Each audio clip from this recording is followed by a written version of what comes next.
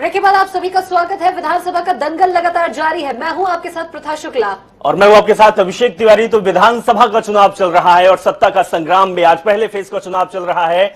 आपको बता दें कि 11 जिले की 58 विधानसभा सीटों पर मतदान पड़ रहे हैं और मतदान के लिए केवल एक ही घंटा का समय बचा हुआ है। प्रथा जी बिल्कुल। तो यहाँ पर आपको बता दें 11 जिलों की 58 सीटों पर वोटिंग जारी है। 58 सीटों में से 12 सीटें संवेदनशील यहाँ पर मानी जाती। कई अहम मुद्दे हैं जिसे लेकर प्रत्याशियों का किस्मत यहाँ पर दांव पर लगी हुई है और आज जनता अपना फैसला सुरक्षित रखने वाली है। 6 बजे तक वोटों की प्रक्रिया यहाँ पर जारी रहेगी। बिल्कुल। तो मुद्दे की बात की जाए तो जो सूबे में इस बार मुद्दे चले हैं और पश्चिमी यूपी की बात की जाए तो जिन्ना वर्सेस गन्ना, जाट वर्सेस गैर जाट और इसके बाद किसान आंदोलन सबसे बड़ी भूमिका निभा रहा है। और जो बीजेपी पिछली बार इन्हीं 58 सीटों में से 53 सीटें अपने कब्जे में ली थी, इस बार क्या कुछ होता है वो तो 10 मार्च को ही पता चलेगा। लेकिन सबसे बड़ी बात यही है कि मुद्दे बहुत हैं और मुद्दे को देखते हुए भी जो मतदाता हैं वो वोट डाल रहे हैं और वोट की जो बीप है इस बार जोर की सुनाई दे रही है। प्रथा जी बिल्कुल अभिषेक, सही कहा आपने। 623 प्रत्याशी हैं जिनमें से 73 महिला उम्मीदवार हैं और 9 मंत्री भी इसमें शामिल है जिनकी किस्मत दांव पर लगी है। मंत्री श्रीकांत शर्मा, सुरेश राणा, संदीप सिंह, कपिल देव अग्रवाल, अतुल गर्ग, चौधरी लक्ष्मी नारायण की किस्मत दांव पर लगी है। आज जनता अपना फैसला सुरक्षित रखने वाली है जिसका खुलासा आगामी तारीख को होगा और वहीं देखने वाली बात होगी। क्योंकि अभिषेक इन सभी के बीच में ये समझना भी लाजमी है क्योंकि जितनी भी सभी राजनीतिक दल है जिन्होंने सभी ने अपनी पुरजोर कोशिश की है और पूरे हक बल के साथ यहां पर जनता के बीच में पहुंची और इन सभी के बीच सभी राजनीतिक दलों के अपने चुनावी वादे हैं और अपने दावे हैं जीत को लेकर।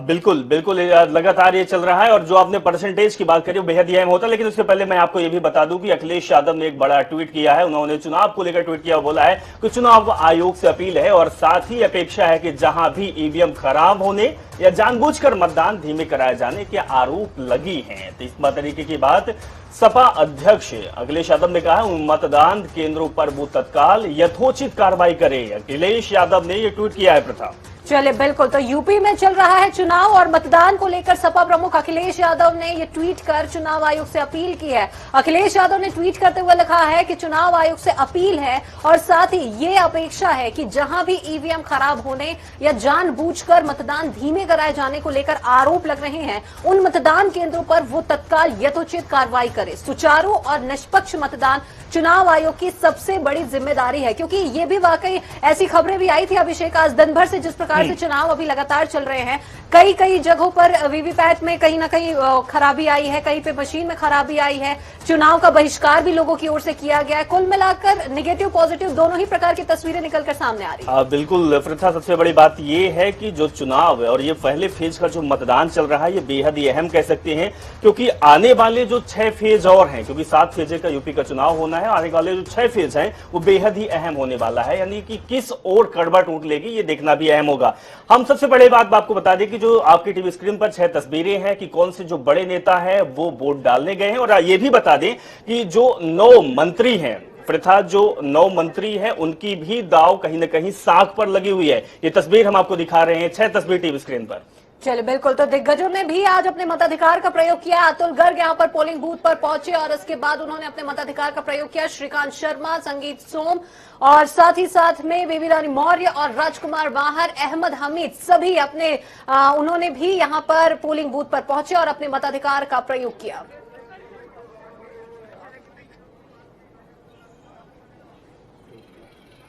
जी बिल्कुल। तो ये तस्वीर हम आपको दिखा रहे हैं और तस्वीर में जिस तरीके से लगातार बढ़ चढ़कर लोग हिस्सा ले रहे हैं वही आपको बता दें कि यूपी चुनाव के पहले चरण में वोट प्रतिशत आंकड़े हर घंटे हर मिनट पर बढ़ते और घटते जा रहे हैं। गाजियाबाद की सभी 5 विधानसभा के सभी पोलिंग बूथों पर भीड़ दिखाई जा रही है। वहीं जनता टीवी ने ग्राउंड जीरो पर जाकर युवाओं में खासा उत्साह भी देखा है। हमारे संवाददाता ने ऐसी युवा शक्ति अर्शी इकबाल से बातचीत की। उन्होंने आज पहली बार अपने मत का प्रयोग किया है, सुनिए क्या कहना है उनका। गाजियाबाद में पहले चरण के चुनाव में जहां एक तरफा 80 साल से ज्यादा के लोग भी मतदान करने के लिए आ रहे हैं, वहीं कहीं ना कहीं जीत को सुनिश्चित करने के लिए युवा शक्ति भी अब आगे आ रही है। अगर बात की जाए, हमारे साथ गाजियाबाद के समाज सेवी नईम इकबाल की पुत्री मौजूद हैं जिन्होंने आज पहला वोट डाला है। उनसे जानते हैं किन मुद्दों पर उन्होंने वोट डाला है और वो कौन सी सरकार बनाने वाली है, क्या चाहती हैं कि कौन मुख्यमंत्री बने। आपका नाम जानना चाहूँ। अर्शी इकबाल। अर्शी, आपने पहली बार आज मतदान का यूज किया है, कैसा फील हो रहा है? बहुत अच्छा लग रहा है कि हमें भी मौका मिला अब जाके कि हम अपने टाइप की जो हम चाहते हैं उस गवर्नमेंट को ला सके। और मैं चाहती हूँ वो गवर्नमेंट आए जो विकास लाए, जो कोई डिस्क्रिमिनेशन ना करे स्पेशली रिलीजन के बेसिस पे, जो एजुकेशन लाए स्पेशली फॉर गर्ल्स। तो ये मेरे जो मुद्दे हैं वो उस पे मैंने वोट। मेरे साथ समाज सेवी नईम इकबाल भी मौजूद हैं, उनसे भी जान लेते हैं। उनकी सुपुत्री ने आज जो बात करी है, पहली वोट डाला है। सर, बच्चे ने पहला वोट डाला है, आप क्या समझते हैं, किन मुद्दों को लेकर आप वोट देकर आए? देखिए, बच्ची बहुत सिंसियर है। एजुकेशन इसने अभी 12th कंप्लीट की है और फर्स्ट ईयर वो कॉलेज में आई है और बहुत तरीके से वो सारा देखती है। चैनल्स को भी आपके और सब लोगों को जो मीडिया है उस पर बहुत ध्यान देती है। तो अपने मुद्दे इन्होंने कुछ चुने होंगे। विकास के मुद्दे होने चाहिए, शिक्षा के मुद्दे होने चाहिए, बेरोजगारी के मुद्दे होने चाहिए। फालतू चीजों से थोड़ा सा बचना चाहिए। राजनीति से जो हो वो बिल्कुल निष्पक्ष तरीके से हो। तो मेरा मानना यह है कि जो भी बेटी ने चुना होगा, अपना चुनाव करा होगा, अपना वोट दिया है, विकास के और शिक्षा के मुद्दे पर अपना किया होगा। अच्छा, एक बात बताइए, आप सामाजिक हैं, लोगों की हेल्प करते हैं, तो क्या लोगों को जागरूक करेंगे किसी अन्य विशेष पार्टी के लिए? नहीं, पार्टी के लिए तो हमने कभी काम नहीं किया, लेकिन यह लोगों को ये जागरूक जरूर हमने किया है कि वोट अपना जरूर दें।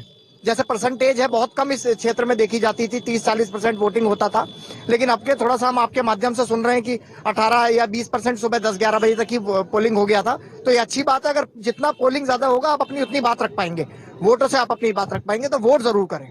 देखिए, कहीं ना कहीं अब हर सामाजिक हो चाहे राजनीतिक लोग हों, वो चाहते हैं कि लोग वोट करें, क्योंकि ये एक अधिकार है लोगों को वोट देने का।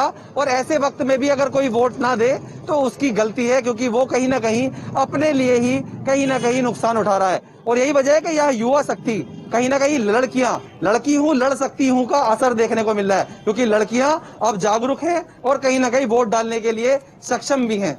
बने रही जनता टीवी के साथ, हैदर अली संवाददाता, गाजियाबाद। तो हम आपके लोगों की बात सुना रहे थे, लोगों का क्या कहना है। इसी बीच एक बड़ी खबर आ रही है, पहले चरण के लिए हो रहा है मतदान और 11 जिलों की 58 सीटों पर वोटिंग भी चल रही है। शाम 6 बजे तक मतदान होना है। मतदान का आखिरी घंटा बाकी है, क्योंकि 5 से 6 बजे तक मतदान होना है। और जनता टीवी की आपसे यह अपील है कि आप घर से बाहर निकले, वोट करें। वोट करना बहुत जरूरी है। तो ये बड़ी खबर आपको दिखा रहे हैं, 1 घंटे का समय बढ़ चुका है। अब ये समय मतदान करने का 6 बजे तक हो चुका है। चलिए, बिल्कुल। तो सुबह से ही यहाँ पर वोटिंग की प्रक्रिया यहाँ पर शुरू थी और लोग यहाँ पर पोलिंग बूथ पर पहुंच रहे हैं और साथ ही साथ अपने मताधिकार का प्रयोग कर रहे हैं। आखिरी घंटा यहाँ पर अभी चल रहा है, क्योंकि शाम 6 बजे तक वो आखिर समय जब जनता अपना फैसला यहाँ पर सुरक्षित रख लेगी, जिसका खुलासा आगामी 10 तारीख को यहाँ पर होना है। चलिए, अब क्षेत्रवार हम जानने की ये कोशिश करेंगे कि क्या कुछ और कैसी स्थिति निर्मित हुई है, कितने जगहों पर कितने फीसदी वोटिंग हुई है और आखिरी घंटा, आखिरी समय जो अभी वोटिंग का चल रहा है, इसमें क्या कुछ हालात यहाँ पर निर्मित हो रहे हैं। बारी बारी से हम अपने सहयोगियों को रुख करेंगे, मुजफ्फरनगर, आगरा, बागपत और बुलंदशहर की ओर। सबसे पहले मुजफ्फरनगर चलते हैं। पवन हमारे साथ में बने हुए हैं। पवन, आपसे जानना चाहेंगे मुजफ्फरनगर में क्या कुछ हालात है, क्योंकि आखिरी समय अभी चल रहा है, आखिरी घंटा बाकी है मतदान का।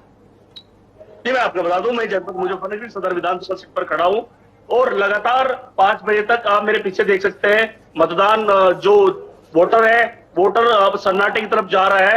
1 घंटा चुनाव आयोग ने बढ़ाया है और यहाँ पर अभी गठबंधन के जो प्रत्याशी है सौरभ स्वरूप, जो मंत्री कपिल देव अग्रवाल के सामने चुनाव लड़ रहे हैं, और जिला अध्यक्ष प्रमोद त्यागी मेरे साथ मौजूद है।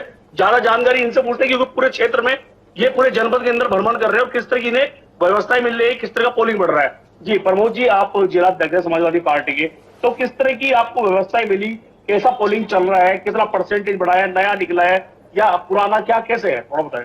इस बार जनता में बड़ा उत्साह है जी। और जनता जो है वर्तमान सरकार से अपने आप को संतुष्ट अनुभव कर रही है। इसलिए खास तौर पर नौजवान, क्योंकि रोजगार उसको नहीं मिला, और मैं समझता हूँ निश्चित रूप से इस बार मुजफ्फरनगर जनपद में प्रतिशत बढ़ेगा। और शहर में भी आप देख लें, इस वक्त तक मैं आया हूँ तो 55% से ज्यादा औसत मुजफ्फरनगर शहर में वोट पड़ चुकी है। पुराना में 65% के करीब पोलिंग जा रहा है और क्षेत्र में पोलिंग बढ़ रहा है, लोगों में उत्साह है और हमारी माताएं बहनें भी बहुत बड़े लेवल पे चुनाव में वोट डालने आ रही। देखिए, 3 बजे तक 52% मतदान हुआ था, तो क्या लगता है जो 1 घंटा चुनाव आयोग ने बढ़ाया उसका कितना फायदा आप लोगों को होगा? नहीं, फायदा क्योंकि जनता हमें ही वोट दे रही है, तो फायदा हमें ही होगा। टाइम जितना बढ़ा है उसमें प्रतिशत भी बढ़ेगी। और मैं समझता हूँ मुजफ्फरनगर जनपद में जनता का रुझान तय कर रहा है कि इस बार जनपद बिल्कुल पवन, तो कह सकते हैं कि जनता बढ़ चढ़ कर इस बार मतदान कर रही है या कहीं मत अपने दान कर रही है। अब ये रुझान किस तरफ जाएगा ये आने वाला वक्त बताएगा। हम सीधे रुख करेंगे गाजियाबाद का। गाजियाबाद से हमारे संवाददाता हैदर अली जुड़े हुए हैं। हैदर, अगर बात की जाए तो गाजियाबाद का क्या हाल है और पिछली बार के मुकाबले इस बार कैसा माहौल है? क्योंकि पिछली बार जो कि सभी सीटें भारतीय जनता पार्टी के पक्ष में गई थी, इस बार का क्या लहर दिख रहा है हैदर? अगर बात की जाए गाजियाबाद की, तो गाजियाबाद में 2017 में जिस तरीके से एक तरीके से कहीं ना कहीं बीजेपी की लहर थी, लेकिन इस बार देखने के लिए नहीं मिल रही है। कहीं ना कहीं बीजेपी के प्रत्याशी जो है, किसान आंदोलन जो 13 महीने चला था, इसका विरोध भी देखने के लिए मिला है। कहीं ना कहीं प्रत्याशियों को इसका खामियाजा भी कहीं ना कहीं भुगतना पड़ सकता है। क्योंकि बात की जाए जहां पे किसान की बेल्ट ये माना जाता है, क्योंकि लोनी है, मोदी नगर है, मुरादनगर है, गाजियाबाद में अगर बात की जाए तो गाजियाबाद तो शुरू से ही गढ़ रहा है, साहेबाद है। लेकिन बात अगर की जाए तो जहाँ कहीं ना कहीं प्रत्याशियों के हमने ग्राउंड जीरो पर हम रिपोर्ट देखते थे तो कहीं ना कहीं उसका विरोध देखने को मिलता था। मैं बात करूं अगर वोट प्रतिशत की, तो 2017 के मुकाबले 2022 में आज पब्लिक जो है वो खुश है, एक उत्साह के रूप में बना रही है। जहाँ इलेक्शन कमीशन ने 1 घंटा और बढ़ाया है ताकि नौकरी जो वाले जो लोग हैं वो आ जाए और कहीं ना कहीं वोट की परसेंटेज जो है वो बढ़े। मेरे साथ है ना एक लड़की है, ये आई है अभी वोट डालने के लिए, ये नोएडा जॉब करती है। मैडम नाम जानना चाहूंगा। आप कहाँ जॉब करते हैं और अब इस टाइम आए हैं, किस लिए है, क्या वजह थी? मैं वोट देने के लिए 2 घंटे के लिए ऑफ लेकर यहाँ पर आई। चलिए आप बने रहिएगा हमारे साथ में। तो सभी सहयोगी हमारे साथ में बने हुए मुजफ्फरनगर, आगरा, गाजियाबाद और बुलंदशहर के पल पल की अपडेट्स हम ले रहे हैं अपने सहयोगियों के माध्यम से। लेकिन इसी बीच ये जानना भी दिलचस्प होगा कि बागपत से इस वक्त की क्या कुछ बड़ी खबर आ रही है। अभिषेक।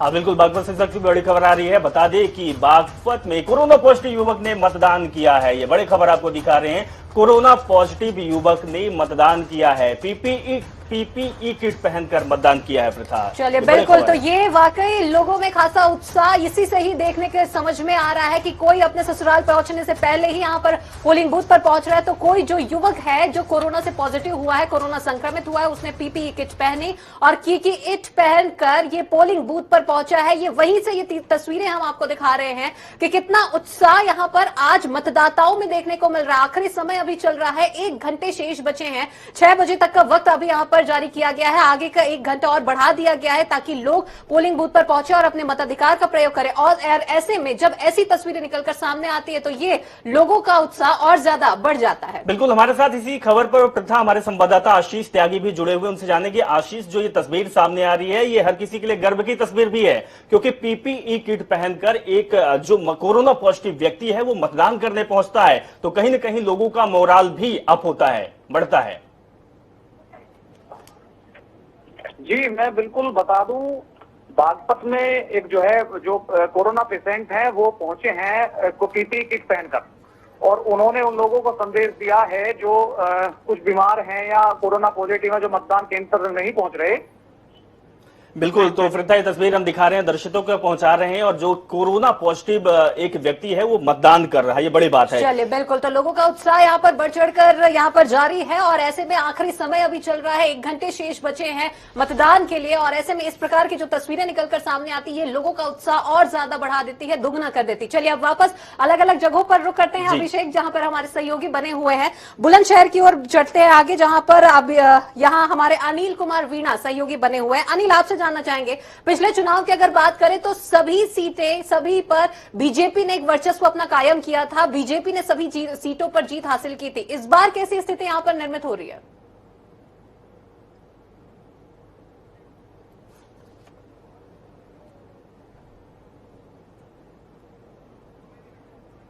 लगता है उनसे संपर्क हमारा नहीं हो पा रहा है। तो वाकई अभिषेक ये देखना दिलचस्प होगा कि बुलंदशहर की, जैसे कि हम बात भी कर रहे थे, पिछला जो चुनाव हुआ था सभी सीटें जो है वो बीजेपी के खाते में गई थी। जी बिल्कुल, फिर ये बहुत बड़ी बात है कि पिछली बार जो सभी सीटें थी वो बीजेपी के पक्ष में गई थी और ओवरऑल हमने बता भी दिया 58 सीटों में से 53 सीटें जो बीजेपी के पक्ष में गई थी।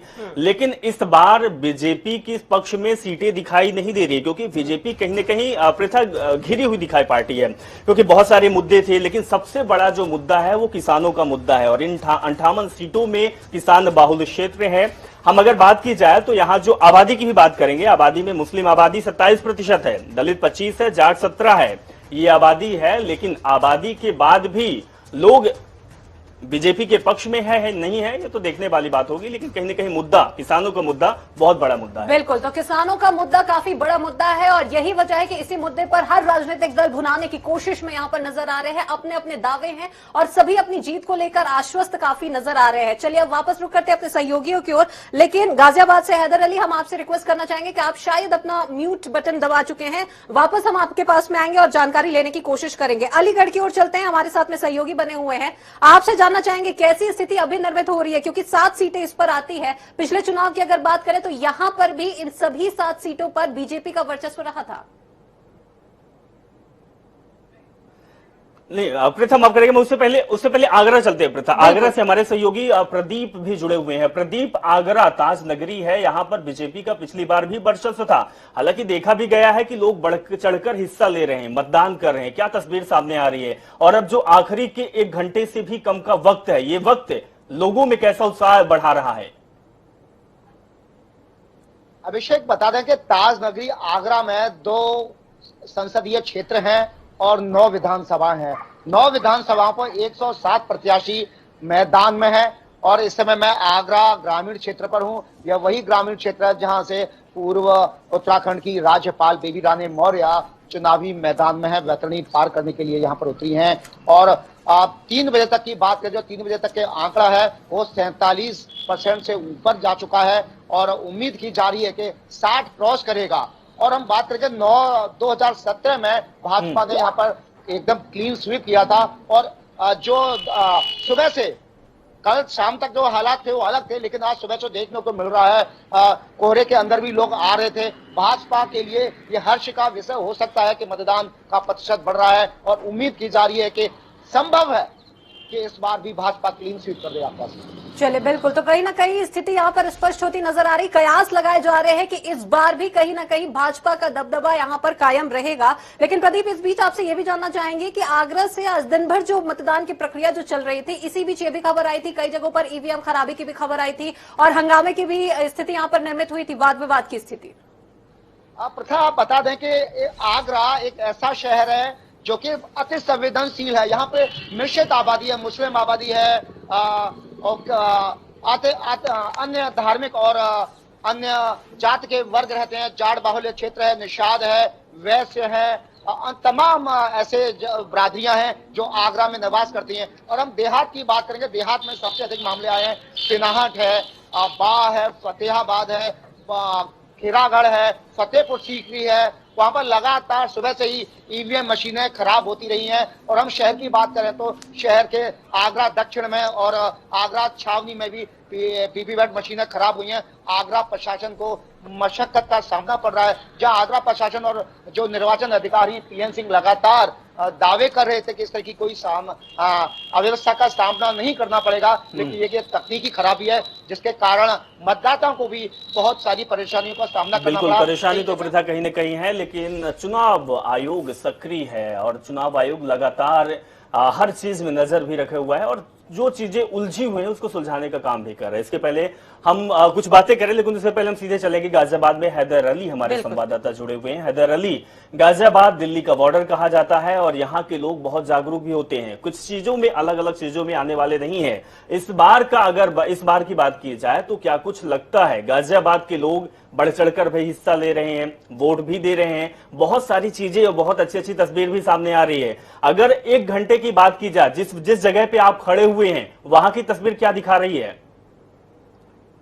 देखिए अभिषेक, अगर गाजियाबाद की अगर वोटिंग परसेंटेज की अगर बात करें तो जब 2017 के मुकाबले अगर 2022 की बात की जाए तो लोग जागरूक तो हैं और साथ साथ कहीं ना कहीं अगर वोट परसेंट बढ़ता हुआ नजर आ रहा है, क्योंकि लोग जो है जब पिछली 2017 की अगर बात की जाए तो इस टाइम पर लोग बाग कहीं ना कहीं शांत बैठ गए थे, लेकिन अब जो लोग हैं उनका आना जाना अभी तक लगा हुआ है। तो इससे कहीं ना कहीं माना जा रहा है कि 65 से 70% के आसपास ये आंकड़ा बढ़ जाए, क्योंकि कहीं ना कहीं प्रशासन भी चाहता है कि आंकड़ा अगर बढ़ेगा तो जीत की दावेदारी भी बहुत बड़ी हो जाएगी। और यही वजह है कि जो प्रशासन है, प्रशासन मौके पर जा रहा है, पोलिंग बूथों पर जा रहा है, चाहे गाजियाबाद के डीएम हो, चाहे एसएसपी हो, आला अधिकारी मौके पर राउंड लगा रहे हैं। देहात क्षेत्र अगर माना जाए, जहां अगर कोई सूचना की आ रही है तो वहां भी प्रशासन पहुंच रहा है। तो कहीं ना कहीं अगर बात मानी जाए अभिषेक, तो कहीं ऐसा है कि जहां एक तरफ किसान आंदोलन के बाद में जहां लोगों को राहत मिली है, लोग राहत पाए हुए हैं, लेकिन कहीं ना कहीं जागरूक भी है, जैसा आपने बताया।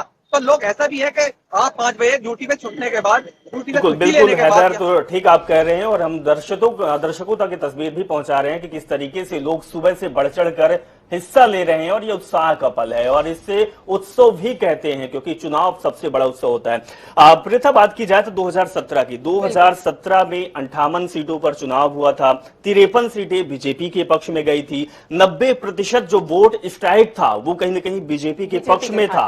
लेकिन इस बार क्या कुछ होगा, ये नतीजा 10 मार्च को निकल कर आएगा। बिल्कुल, क्योंकि सभी राजनीतिक दल ने पुरजोर कोशिश लगाई है, कांटे की टक्कर अभिषेक कहीं ना कहीं देखने को मिल रही है। डोर टू डोर कैंपेनिंग की गई है, लोगों के बीच में पहुंचकर पार्टी के पक्ष में प्रचार किया गया, प्रत्याशियों के पक्ष में वोट दिए जाने की अपील भी की गई है। वाकई ये देखना दिलचस्प होगा कि जनता क्या अपना फैसला आज सुरक्षित रख रही है। प्रीता, एक छोटे से ब्रेक ले जाएंगे, लेकिन उससे पहले मैं आपको बता दें कि जो ये भी परसेंटेज है और ये जो आंकड़े हैं, इसमें जो बीजेपी को पिछली बार फायदा मिला था, ये बार बार इसलिए कह रहे हैं क्योंकि इसका नतीजा कहीं ना कहीं आने वाले चुनाव में पड़ेगा। तो मुस्लिम जो वोट थे वो 27% है जो बीजेपी के पक्ष में, कुछ कम थे, दलित 25 और जाट 53। लेकिन अगर बात की जाए तो इसमें बहुत सारे मुद्दे हैं, किसानों का भी है, लेकिन बीजेपी को फायदा होगा नुकसान होगा ये आने वाला समय बताएगा। लेकिन वक्त हो गया एक छोटे से ब्रेक का, फौरन हाजिर होते हैं।